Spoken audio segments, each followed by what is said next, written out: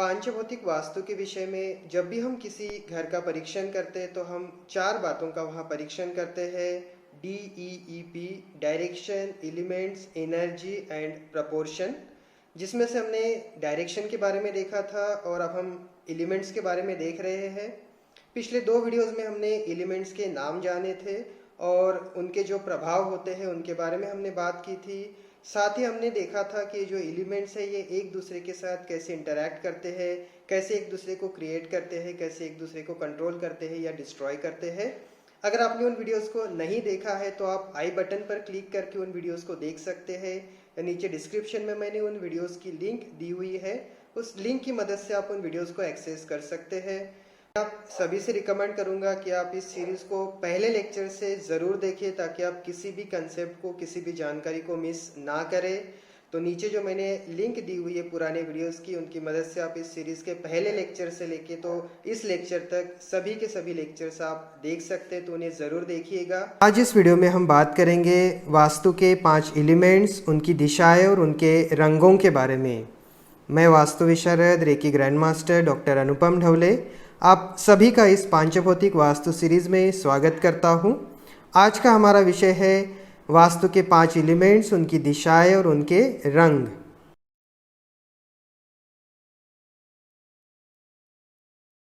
जब भी हम किसी वास्तु में या एक इनक्लोज स्ट्रक्चर में जब हम 5 एलिमेंट्स की बात करते हैं, एक्चुअली हमने लास्ट वीडियोस में देखा था कि 6 एलिमेंट्स होते हैं, पृथ्वी, अग्नि, जल, वायु, आकाश और एक छठा एलिमेंट जिसे हम स्पिरिट या सोल कहते हैं। लेकिन इसमें से जो 5 एलिमेंट्स है, पृथ्वी, अग्नि, जलवायु, आकाश, इनकी जो जगह है, इनके जो डायरेक्शन है, ये फिक्स है। और जो 6th एलिमेंट है जिसे हम स्पिरिट या सोल कहते हैं, ये अपने मन मर्जी का मालिक है, ये कहीं भी हो सकता है। उसे अलग मेथड से चेक किया जाता है, जैसे K2 मीटर हो गया, गीगा सेंटीलीटर हो गया, या स्पिरिट डिटेक्टर होता है, उसकी मदद से हम उसे चेक करते हैं। लेकिन ये जो 5 एलिमेंट्स हैं, इनकी अपनी जगह, उनके कलर्स जो है ये फिक्स होते हैं। और जब भी हम एलिमेंट्स को चेक करते हैं तो एक किसी भी घर में, किसी भी वास्तु में कॉर्नर्स का बहुत ज़्यादा इम्पोर्टेंट इसमें आ जाता है। बिकॉज एक जो कॉर्नर है ये 2 दिशाओं की एनर्जी को इकट्ठा किए हुए रहता है और साथ ही एक एक कॉर्नर एक एक एलिमेंट को रिप्रेजेंट करता है। तो जैसे हमने 5 एलिमेंट्स देखे थे, पृथ्वी, अग्नि, जल, वायु और आकाश। तो इसमें से आकाश तत्व है जिसे हम स्पेस या मेटल कहते हैं, उसका जो किसी घर में स्थान है वो उसका ब्रह्म स्थान होता है, सेंटर ऑफ द हाउस है, सेंटर ऑफ द प्लॉट हम जिसे कहते हैं, सेंटर ऑफ द किसी भी एक इनक्लोज स्ट्रक्चर का जो सेंटर होता है वहाँ स्पेस या मेटल एलिमेंट हम लोग देखते हैं। उसके बाद होता है पृथ्वी तत्व। पृथ्वी तत्व की जो जगह है वो है नैऋत्य कोण, साउथ वेस्ट जो है ये पृथ्वी तत्व की जगह है। नॉर्थ वेस्ट जो है ये वायव्य कोण, वायु कोण जिसे हम कहते हैं, ये एयर एलिमेंट की जगह होती है। उसके बाद जो है ये नॉर्थ ईस्ट कोण जिसे ईशान्य कोण हम कहते हैं, ये जल तत्व की जगह, यहाँ जल तत्व विराजमान होता है। और जो साउथ ईस्ट कोण है, साउथ ईस्ट कोण जिसे हम आग्नेय कोण कहते हैं, इसके नाम भी ऐसे दिए हुए हैं, आग्नेय कोण, वायु कोण। तो साउथ ईस्ट जो है ये अग्नि तत्व की जगह है, अग्नि तत्व का स्थान है। तो आग्नेय कोण अग्नि तत्व का स्थान बन जाता है। नैऋत्य कोण जो है ये पृथ्वी तत्व का स्थान बन जाता है। वायव्य कोण, वायु कोण जहाँ एयर एलिमेंट होता है। और जो ईशान्य कोण है नॉर्थ ईस्ट, यहाँ जल तत्व को हम देखते हैं। और जो सेंटर ऑफ द हाउस है यहाँ हम आकाश तत्व या स्पेस या मेटल एलिमेंट को हम यहाँ मानते हैं। तो ऐसे जो 5 एलिमेंट्स हैं ये 4 कॉर्नर्स और सेंटर ऑफ द हाउस में रहते हैं। या उनकी जो एनर्जी है इन स्थानों पर हम ज़्यादातर देखते हैं। एक्चुअली स्थान इसीलिए फिक्स किए गए हैं क्योंकि जहाँ अग्नि तत्व का स्थान है वहाँ अग्नि की ऊर्जा ज़्यादा है। वहाँ आप जल तत्व का अगर काम करोगे तो हमने साइकिल ऑफ डिस्ट्रक्शन में देखा था कि जल तत्व अग्नि तत्व को डिस्ट्रॉय कर देता है।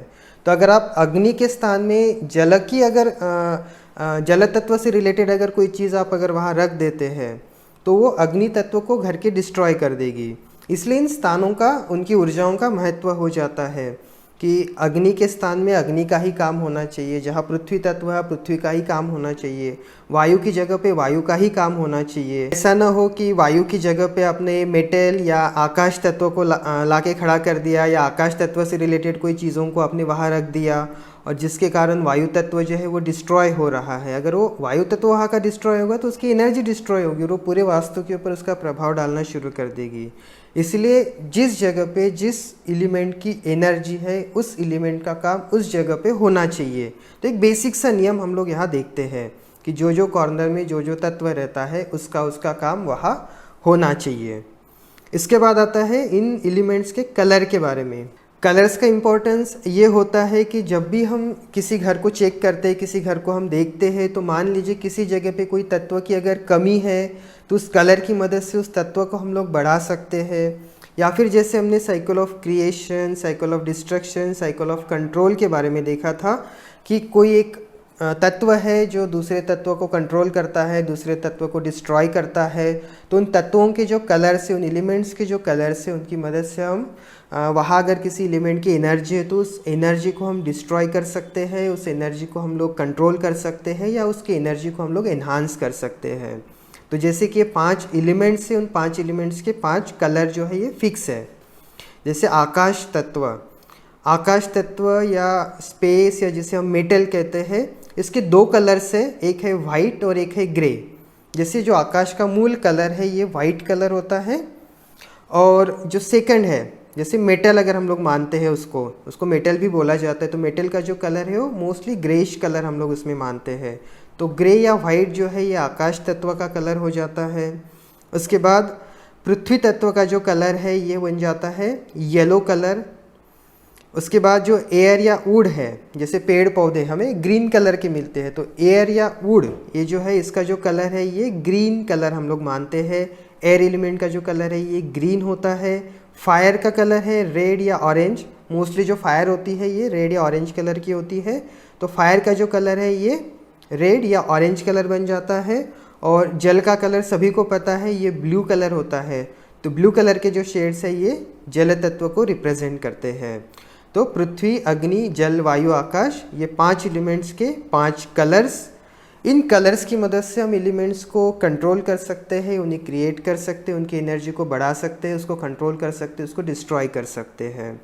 और जो डायरेक्शंस है उसका भी इम्पोर्टेंस हमें पता चल चुका है कि जिस डायरेक्शन में जो एलिमेंट है, जिस एलिमेंट की एनर्जी जिस डायरेक्शन में है, उससे रिलेटेड काम, उससे रिलेटेड जो भी चीज़ें हैं उस कॉर्नर में वो होनी चाहिए।